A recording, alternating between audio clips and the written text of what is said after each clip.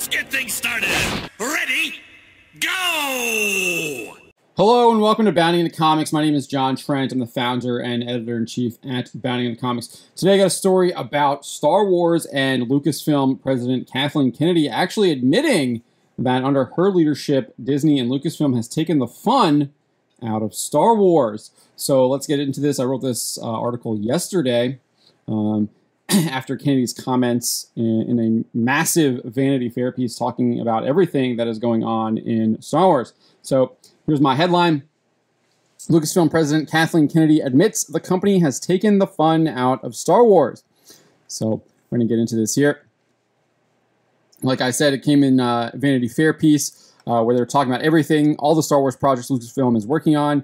She discussed her failures with Solo, how Jon Favreau and Dave Filoni came together to create The Mandalorian, and what her plans for Star Wars are moving forward. We're mainly going to be talking about a little bit maybe about her failure with Solo, and then also her literally admitting that she has taken the fun out of Star Wars.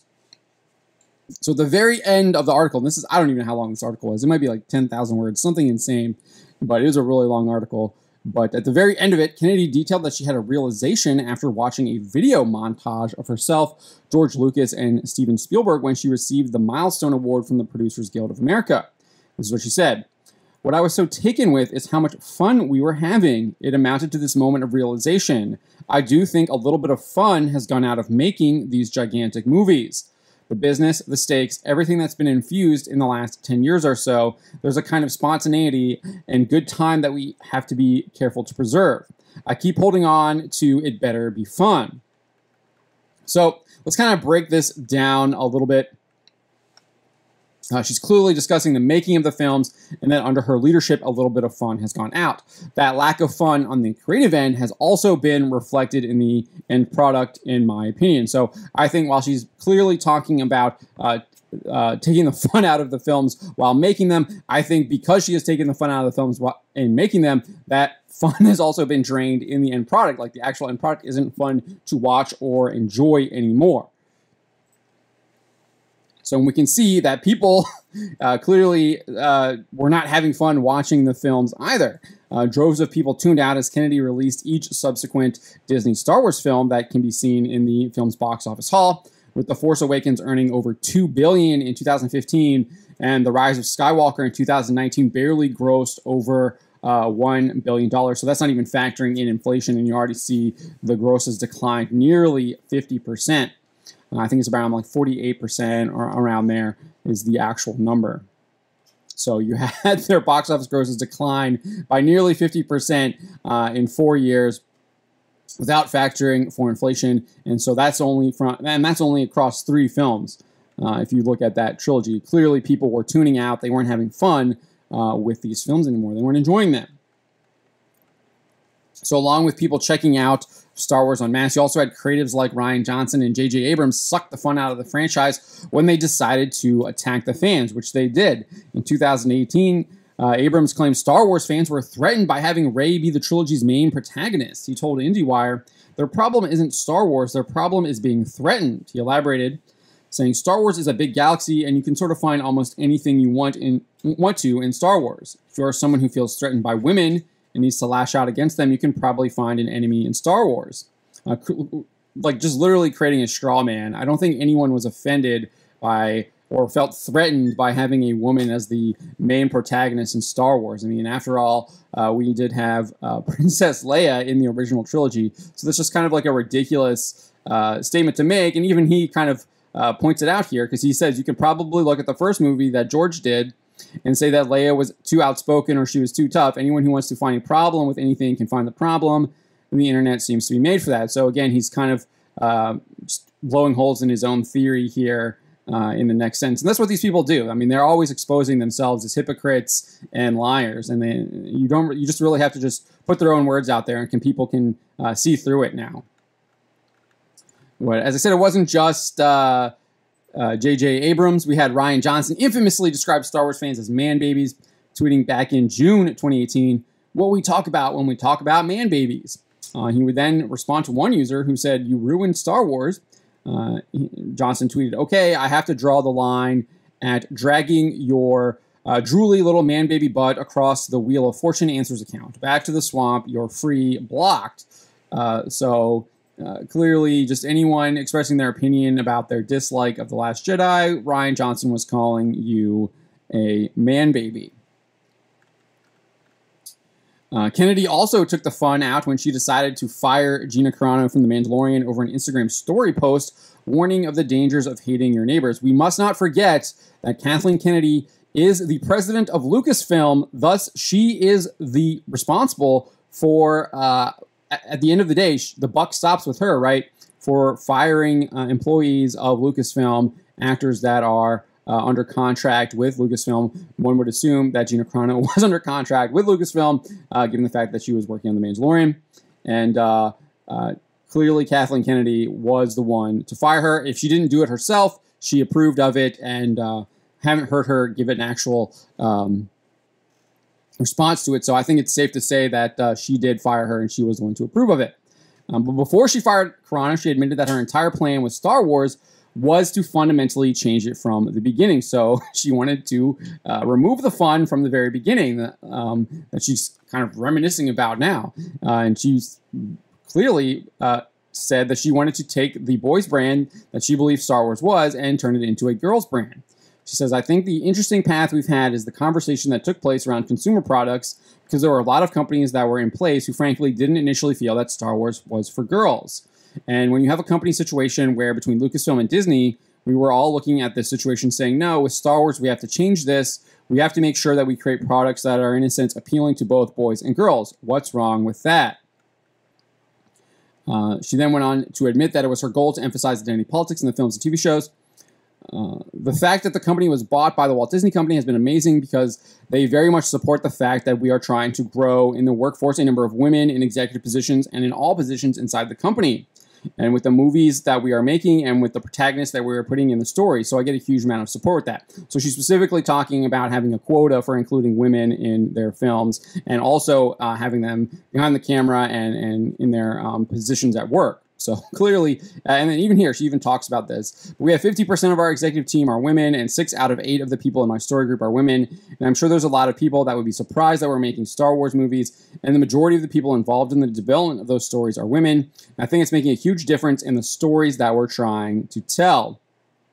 So she explained why maybe some of the fun was being sucked out of when you're actively trying to change what the franchise was about originally.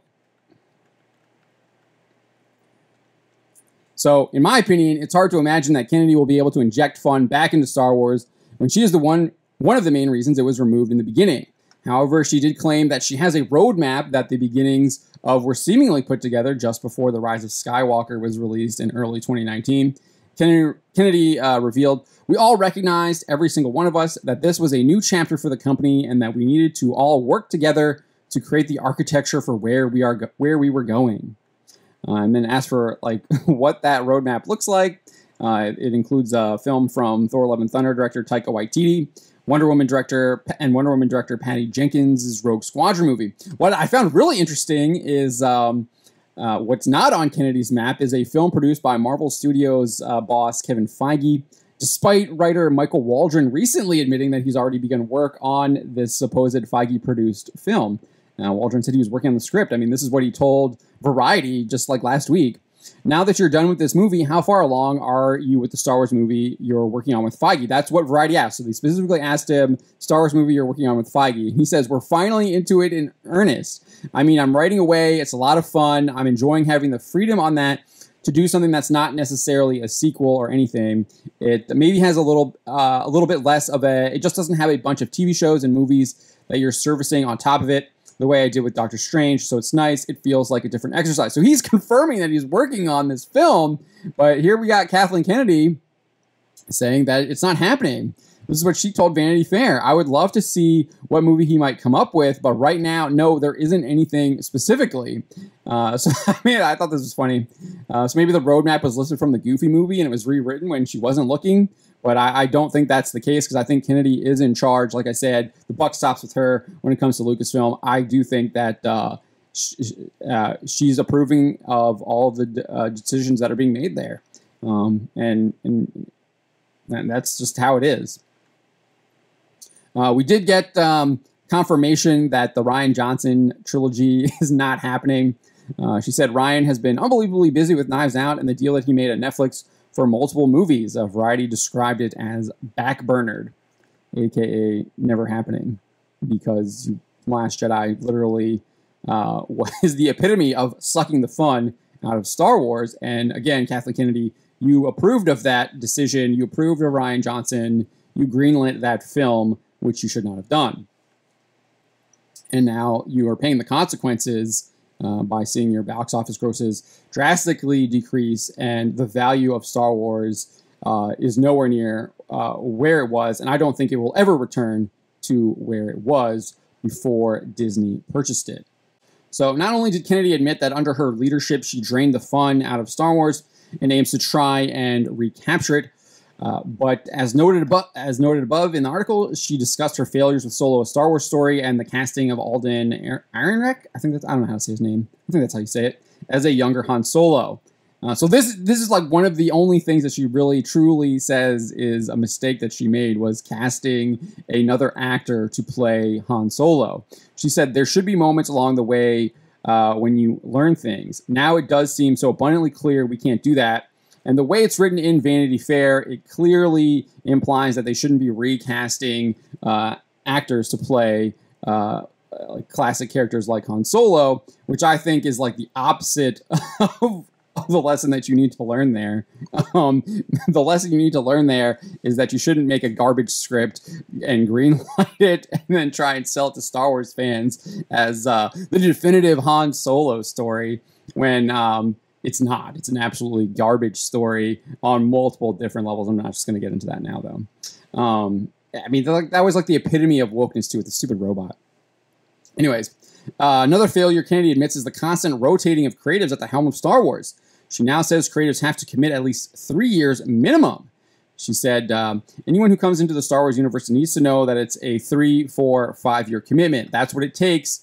You can't step in for a year and shoot something and then walk away. It requires that kind of nurturing. I mean, I feel like this is something that it's like, duh. How is this a lesson that you learned? I feel like this is common sense. Anyone trying to do anything within Star Wars should have been working on it for multiple years, and you clearly didn't do that. I mean, you literally got rid of Colin Trevorrow from the Star Wars and then brought in J.J. Abrams to like salvage it. You had absolutely no plan for a planned trilogy. You had no plan for it, and you just let the directors kind of do whatever they wanted to and then tried to cobble it all together. I mean, talk about complete and utter mismanagement of your franchise. So that's pretty much it. I mean, I think I've pretty much gone over it. I don't think that Kathleen Kennedy should be still the president of Lucasfilm. I think her oversight, her leadership has been an absolute disaster for the Star Wars franchise. She has driven so many people away from the brand, and I think intentionally so. I mean, she literally admits that she wanted to make it more of a girl brand, and she just drove people away from it. Star Wars was always primarily a brand dedicated to boys and men, and she wanted to drastically change that. And she did that not only through the people that she hired, but also through the stories that they were telling. And she kind of admitted that she had quotas for it. So I just don't think that Star Wars is going to get any better. I think this Obi-Wan Kenobi show is going to be a complete and utter disaster.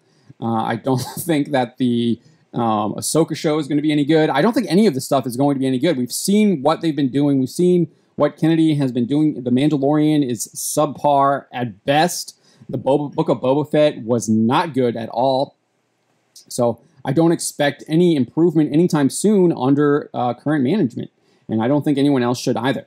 So again, those are my thoughts on the matter. My name is John Trent. Let me know what you thought. And you've been watching Bounding into Comics.